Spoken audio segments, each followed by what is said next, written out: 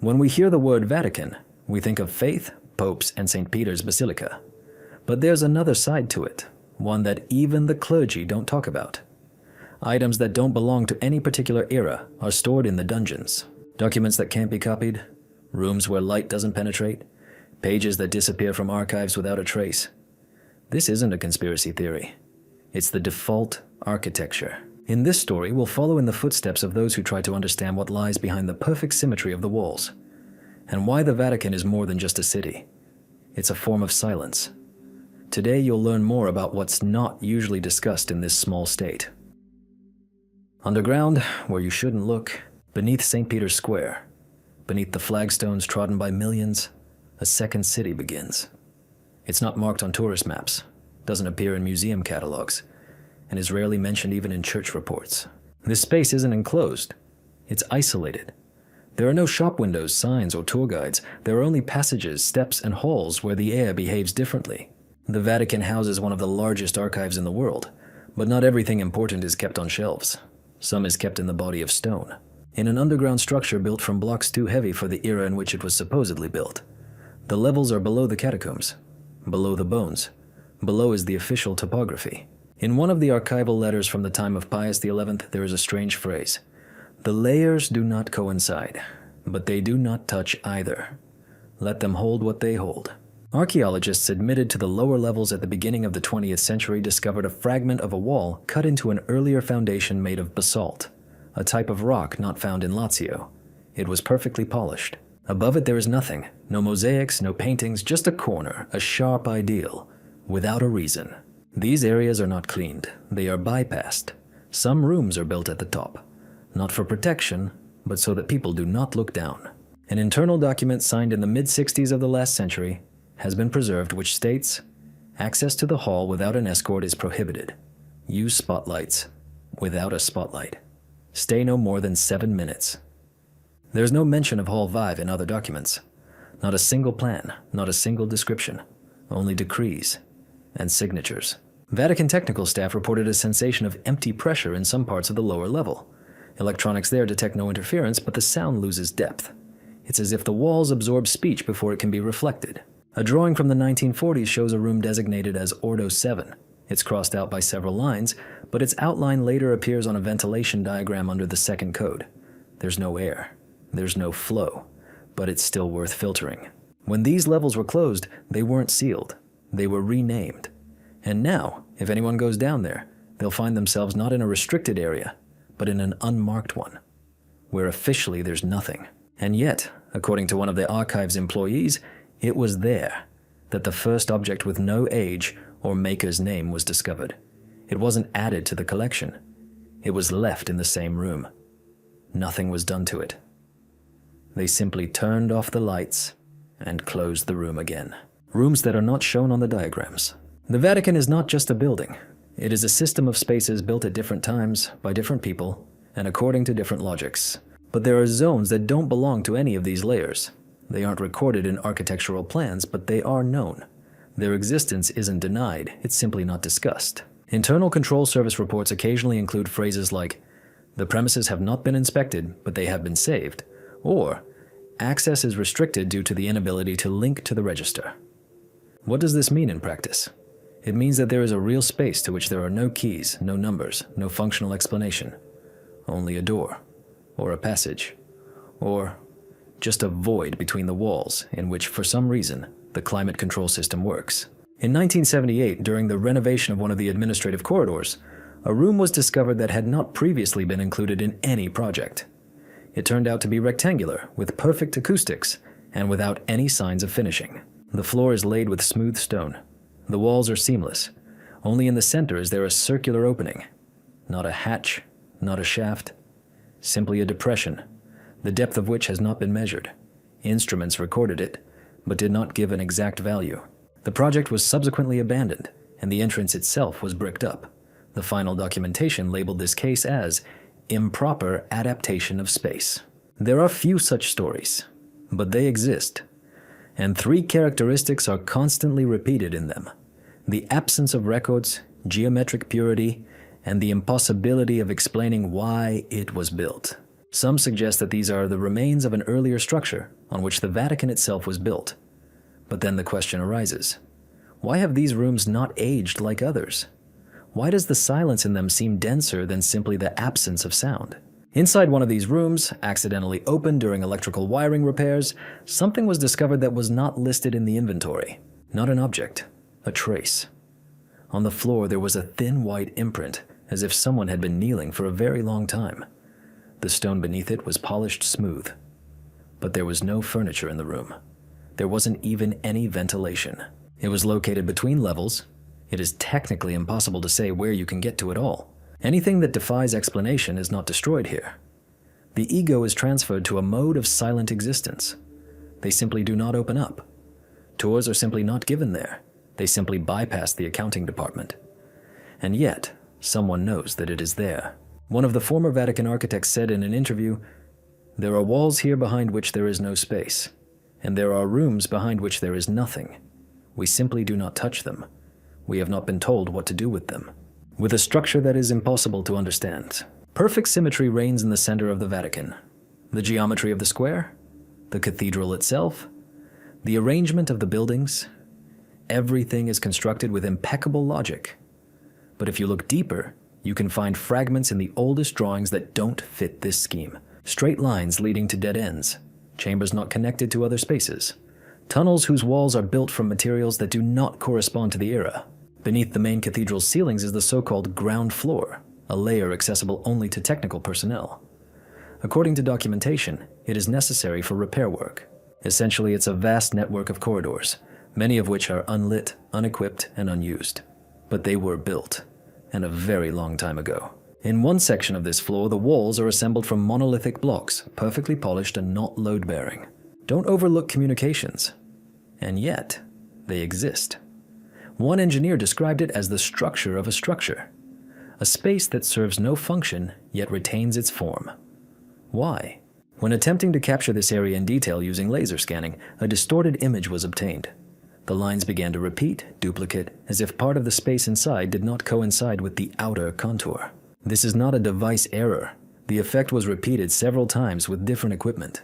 It later became clear that at some point on this level, if you stand still, you experience a sense of symmetry being violated. Not visually, but spatially. It's as if the walls begin to disagree with your position. People have described it in different ways. Dizziness, a pulling sensation, disorientation. But it all happens in one place, near a blank ceiling behind which nothing is fixed. An oral decree from the time of Pius XII has been preserved. The stone cores will not be destroyed during reconstruction. Below, a handwritten note reads, "Even if they lead nowhere." As a result, none of these structures were touched. It's also interesting that when designing new engineering structures, designers deliberately bypass certain areas. Not for technical reasons, they simply say, "Don't touch that." It's not customary to ask about this. Those who work on the inside say, "You'll figure out where not to drill." If space in some place begins to resist function, perhaps it once served a different function, or it continues to serve one, just not for us. Perhaps the Vatican was built not on ruins, but around something no one dares to describe, not based on superstition, but because every time you approach it, the structure begins to react. Documents that cannot be read. The Vatican is famous for its archives, millions of documents stored in climate-controlled facilities with multi-level access systems. They contain letters from monarchs, drafts of encyclicals, and transcripts of councils. But among them there is a special category. They are not classified, not hidden, not destroyed. They simply do not open. The archival system has a label labeled non consulendum, not for viewing. Such folders are arranged on shelves in the order specified in the catalog. It is stated there are, but it is impossible to obtain them, not because there is no permission, but because, according to the employees, something gets in the way every time. One researcher, admitted to the archive with maximum privileges, described a situation where, when trying to order a specific file from the section of the time of Innocent VIII, it appeared in the register, but it could not be physically found. On the second day, everything is the opposite. The folder is on the shelf, but the number doesn't match any electronic identifiers. We'll either return it or write it off. It's just sitting there. It seems to be there, but it's unreadable. There are articles in which deadlines disappear. Not physically. They become unperceivable. The eyes see the text, but it's impossible to read. It's as if language is replaced by something else. Archive staff speak cautiously about this, calling it non-invasive reading. No explanation is offered. These documents are not confiscated. They are simply left on the shelf, and they are never returned. Some documents contain pages that are not of the same date. The paper is older than the ink. The signatures do not belong to any known hierarch, but the handwriting is recognizable, although it is impossible to determine with certainty. In one case, a researcher attempted to match a fragment with a known 13th century text, but the symbols on the page turned out to have a structure typical of the 20th century. The archive refused to acknowledge the error. The document remained unsourced. Sometimes there are letters that are impossible to copy. Scanners don't work. The images are blurry. Manual copying is impossible. The lines break. The letters repeat or disappear. This doesn't happen with all documents, but only with some. I tried scanning on different equipment. The result is the same. The text doesn't want to repeat. There are also links to documents that appear in the catalog but then disappear. They are not deleted. They are not erased. They simply lose their status of existence. They remain in the database, but are no longer called. Experts call this a vanishing mark. Internal guidelines recommend not requesting such records again. The system automatically cancels the request. If history is recorded in documents, then the Vatican is more than just an archive. It's a filter. It preserves not only what happened, but also what was prevented from becoming public knowledge. Not because it's dangerous, but because it shouldn't have become public knowledge. To books that do not become text. The Vatican Library is one of the oldest in the world. It contains over 1.5 million printed publications, tens of thousands of manuscripts, scrolls, and codices. But not all books can be read here. Some are physically present.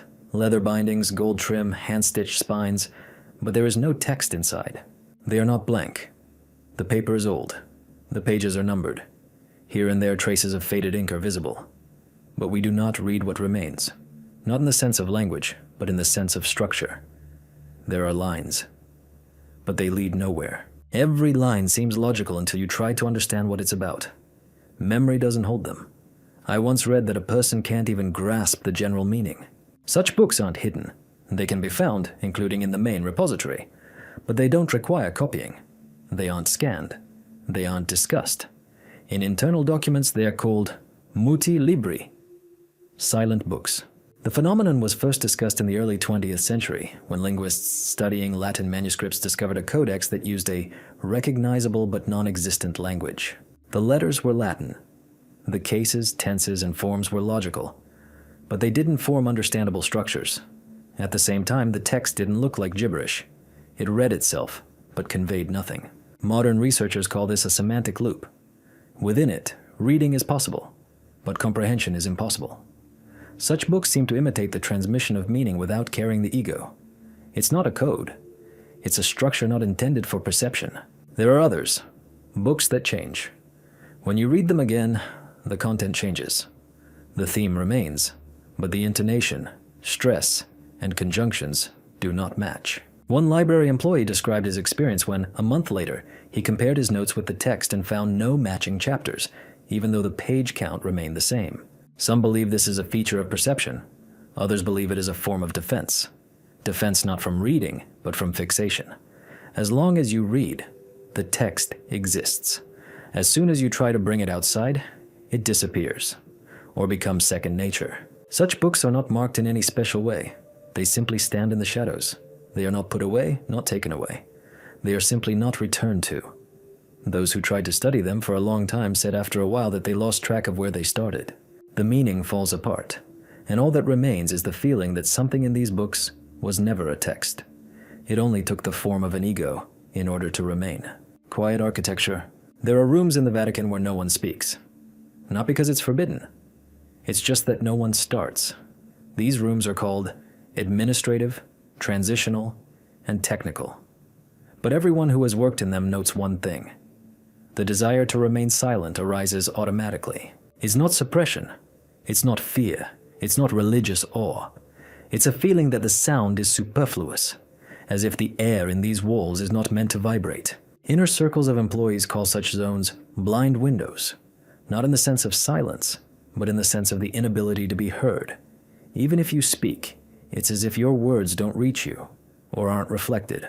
In one of these rooms, marked on the plan as Sector M-8, the ceiling is unusually low, but the acoustics are unnaturally dry. The sound in it does not hum, does not go away, does not return. It is falling apart. Inside, you feel what engineers call absorption without reason. No upholstery, no special panels, no technological justification. Just stone, not allowing the sound to live.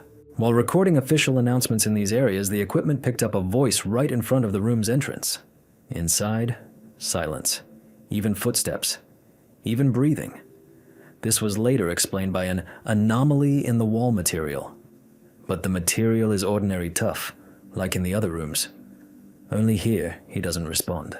There are records of a person in one of these rooms feeling as if they weren't there. Not psychologically, but literally. They stopped feeling like they were in space. No loss of consciousness. No fear. It was as if the body became a background and the room itself, a theme that was felt in its place. Priests who have conducted services in adjacent rooms sometimes describe the feeling that the prayer recited near such rooms never ends. The words are spoken, but inside, there is a disturbing emptiness, as if the prayer is not received, does not go further, remains hanging, or disappears. Some architects suggest that these are the remains of ancient acoustic chambers converted into new buildings. But why? For whom?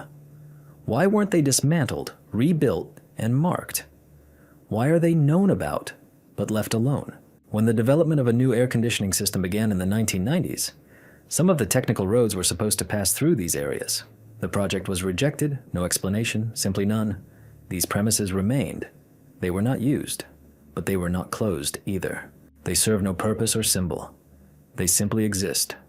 Their walls are soundproof. Their space is devoid of human presence. This is not a prohibition. It is a refusal. And perhaps the Vatican is not silent. It is simply built around a silence that cannot be touched. Windows that let nothing in. Some parts of the Apostolic Palace have windows that, according to documents, overlook the inner courtyard. The diagrams make sense. Perspective, geometry, symmetry. But if you approach them, it becomes clear. There's nothing behind them. This is not a fake, not an illusion. The window is real, frame, glass, sash. The light in it changes, cold in the morning, warm in the evening. But behind the glass, there is emptiness. No yard, no walls, no sky. Just a scattered gray background, as if the world outside the window is not loading. People call them quiet windows. Such windows are not uncommon. There are several of them. Some of them are open, but there is no air behind them. No street, no internal vault. Simply nothing. Dust does not fly inside. Sound does not pass through. A hand stretched out into the opening feels cold, but no flow of air. Not a single discarded object was found in the yard. At one point, they tried to explain it away as a reflection, double glazing, or an architectural error, but upon precise measurement, it becomes clear. There's nothing outside. There's no window on the outside. No frame is detectable from the roof, the neighboring building, or a drone. The wall is blank. One of the guards said his shift instructions included a note. Window 314. Do not touch the curtains. Do not illuminate from the outside. Do not photograph. It's not a classified location, it's just not marked. When asked what he sees behind that window, he replied, "It's best not to look for too long. You start to think it's looking back." Some windows were boarded up from the inside, not for protection, but to prevent anyone from looking for an explanation. Architects claim these openings are the result of old projects that were never fully completed. But why then are they maintained? Why does the lighting change in them? Why do they seem real until you get closer? One of the restoration workers once removed a sash from one of these windows. Behind it lay a smooth wall, no seam, no niche, just cold stone.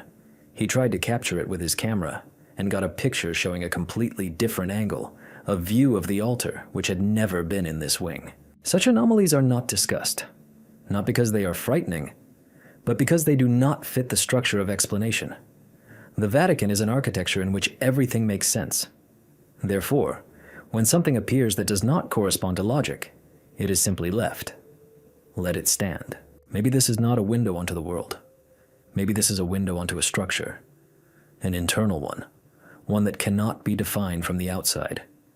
And if you look at it for too long, it will begin to show something other than what it is, and what was here, or will be.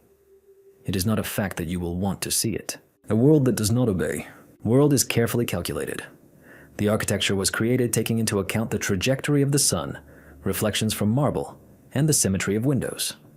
Each room is designed so that light has meaning. It directs, accents, emphasizes. But there are areas where light behaves differently. Sometimes the ego is too big. Sometimes it's not there. Sometimes it comes from where it shouldn't be. People who have worked in warehouses describe a soft glow that appears without lamps, without windows. It's not bright, not harsh. It's present as a belated reflection of something that has already disappeared. It appears and disappears without any logic. In one of the archive's basement rooms, a case was recorded where a torch, lit for atmosphere during a reconstruction, cast no shadow. Objects were thrown nearby. A person was thrown. But there was no torch.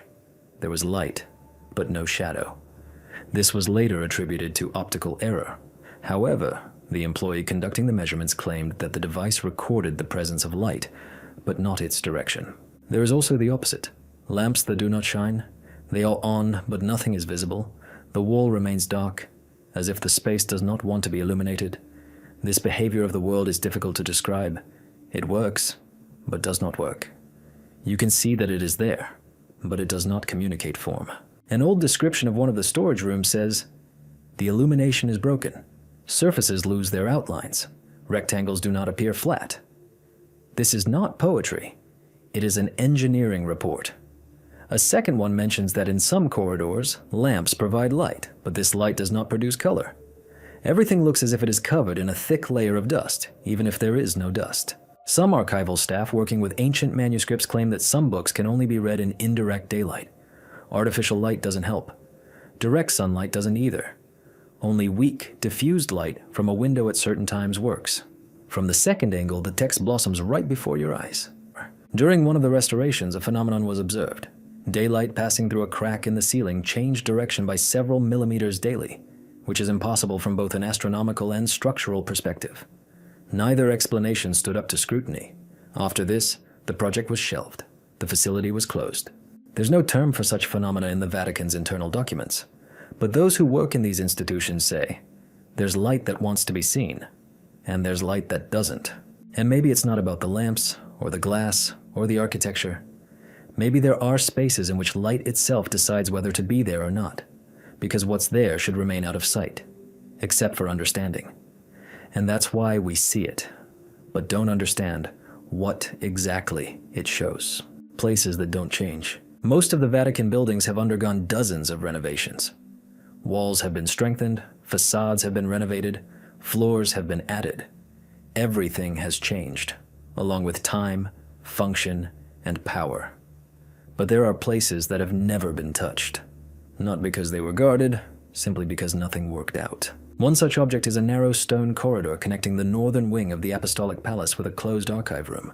It dates back to the 14th century, but the walls here are made of stone, something not found in other parts of the building. Every time they tried to lay new cables, install ventilation, or even paint the surface, something got in the way. It's not the technique, it's the material. Drilling won't work, tools break, the wall vibrates. One restorer called it a polite refusal.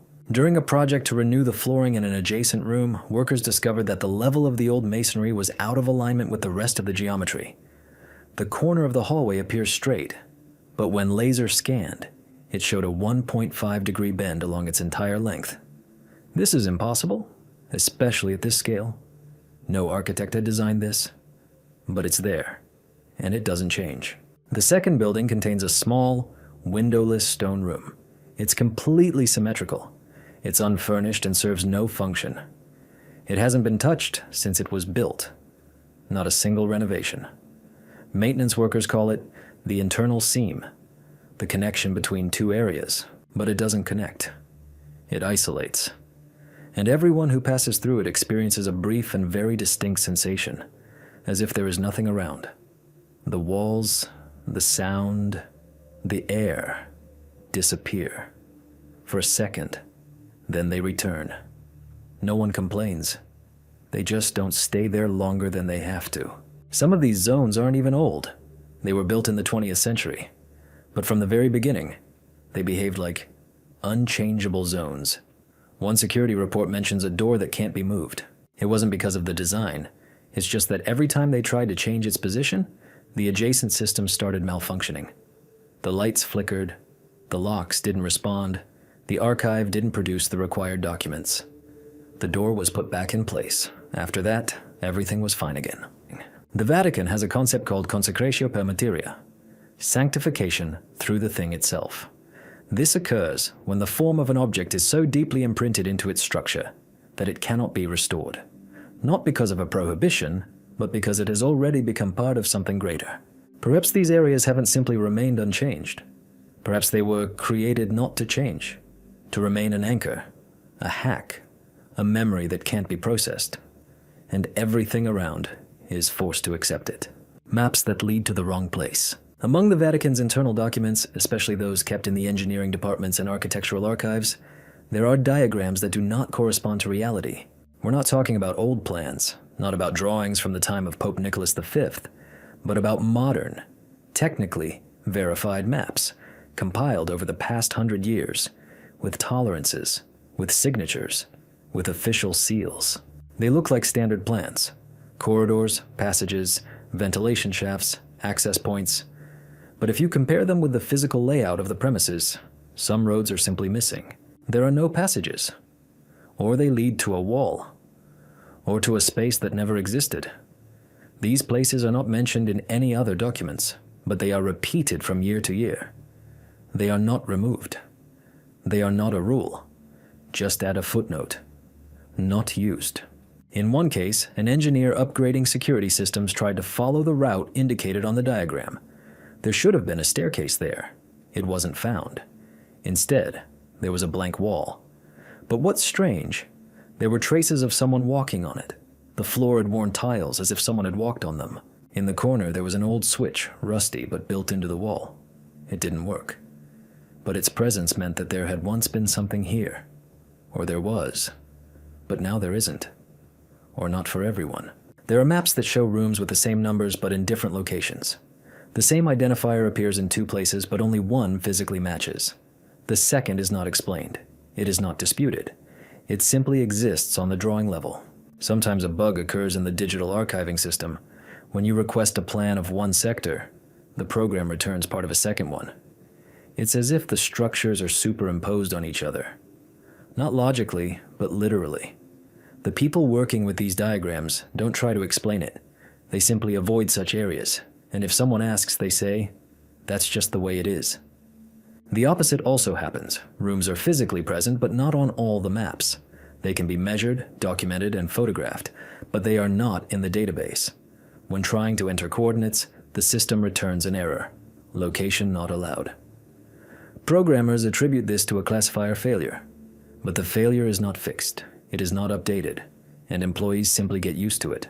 They write by hand, mark with a pencil, or do not mark at all.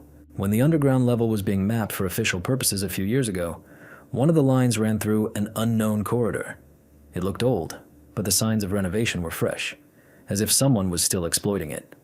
Just not here. Perhaps it's not a matter of errors.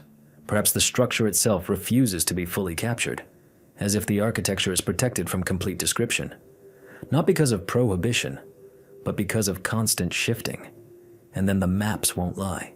They simply follow a space that is constantly shifting slightly, so that no one can reach its center. With symbols that are not translated, hundreds of symbols can be found within the walls of the Vatican. Crosses, trefoils, pentagrams, Latin abbreviations. Most of them are self-explanatory. They have an origin, a theological meaning, and a liturgical function. But there are others. They are not part of any system. They are not associated with any order. They are not repeated in paintings, but remain in stone. These signs are found in places rarely trodden, on stairwells, in utility corridors, on the inside of doorways. They are unobtrusive. They are built in, as if someone left them not for reading, but for the very structure of the building. In one of the technical rooms beneath the library, a symbol resembling an inverted spiral inscribed within a square was discovered on a support column. None of the theologians interviewed could identify it. No such symbol exists in the Christian, classical, or Gnostic traditions, but it is carved with the same precision as the official coats of arms, and the stone around it was not damaged. Therefore, the sign was not added later. It was part of the original masonry. The archive contains several photographs of such images taken in the 1930s. The pictures depict walls that have since been restored or covered over, but the symbols remain. Oddly, when attempting to digitize these photographs, some details are distorted. Not technically, and compositionally. The lines of the symbols are shifted, the angles do not match. It is as if the sign itself does not want to be accurately reproduced. There are also frescoes in which individual fragments cannot be restored. The surface is cleaned, the paint remains. But the meaning eludes. No request for interpretation yields a logical connection. The images are repeated, but do not form part of the plot. Researchers call this ritual decoration without content, but they do not rule out that the meaning was encrypted not in the form, but in the method of placement. One restorer said that if you spend a long time in a room with such an ornament, you get the feeling that the pattern begins to move, imperceptibly. Not at the edges, but in the center, as if the geometry deviates from the gaze without changing. This is not an optical effect. It is a perception, and it does not pass quickly. Some believe that some of these symbols have no meaning in the usual sense. They are not intended for people, not for explanation, and not for registration. As if architecture should be sealed, not with a formula, but with a sign. Not with a message, with a structural effort that preserves silence. And if these signs are not readable, perhaps they do not need to be read. After all, their meaning is conveyed not by language, but only by presence. Repositories that do not hold anything. In Vatican internal documents, there are rooms designated depositum silentis, silent storage. According to the official classification, these are vaults, archival compartments, or technological capsules for isolating certain items. But, unlike other archives, they are empty. They are not sealed. The person is not under strict guard. They can be found on the plan, but no one puts anything there, and nothing comes out of there. These zones are idle, silent, no purpose. They are marked, but not used. In one such room, under the south wing, the walls are made of unmarked gray stone. No shelves, no lighting, just a smooth floor, a closed passage, and the feeling that something is already lying in it, although everything around is empty. Several people who were inside described a similar feeling, as if the room was already occupied, although no one could see anything in it. An attempt to use this space in 1995 for temporary storage of liturgical utensils failed. The metal objects began to oxidize faster than they should have. Not catastrophically. It's just that everything inside is old. The fabric has yellowed, the paper has darkened, even the light bulbs have started burning out more often. The storage unit has been returned to its original state. Empty. There are others. Some are constantly cold, not because of technology, not because of the shade. It's just that the stone in them never gets hot, even in summer. Even if the temperature in the neighboring rooms rises, it's always the same in these, and always slightly below normal. One of the maintenance workers said that while inspecting the ventilation shafts, he discovered a section where air was blocked, not because of a blockage, but because it simply didn't want to flow there. The instruments showed negative pressure. After taking measurements, they said there was a malfunction, but they didn't do anything. They simply fixed it. It doesn't work, and they never came back. The very existence of such spaces begs the question, why build, designate, and preserve a space where nothing happens? There is no answer. Officially, it's a nature reserve. Unofficially, it's a zone we leave alone. Perhaps these places were built as capsules, not for storing things, but for storing wealth. It was as if the Vatican itself understood. There are fragments that cannot be moved, cannot be used, cannot be interpreted, but they must be kept within their framework, so that they do not exceed the boundaries of the architecture. And such warehouses are not empty spaces. They are structural seals. Stone forms designed not to function, but to contain something that can no longer be understood, but still needs to be isolated. Not hidden, simply left in silence. After all, any interference might upset not the thing, but the balance. Mechanisms that should not work. Sometimes when restoring or relocating utility systems, workers encounter devices whose origins cannot be determined. They are installed in walls, often under a layer of plaster, without markings or connections to known utilities. At first glance, they appear to be old valve assemblies, couplings, and gearboxes, but they defy analysis. Inside, they contain structures that don't correspond to the technological level of the era. One of these finds, a small box built into the wall between two archives, contained an element resembling a complex rotor. It didn't rotate, but when devices, specifically scanners and cameras approached, a slight vibration of the air began. It's not an electromagnetic field, and not a thermal effect. It's just that space began to pulsate slightly. The ego was left behind. Inexplicable. In another case, restorers discovered a resonance panel hidden behind a wall cross. The panel was made of a translucent material, the composition of which was not identified during analysis. When touched, it emitted a quiet, almost inaudible sound, not mechanical, but as if coming from somewhere outside.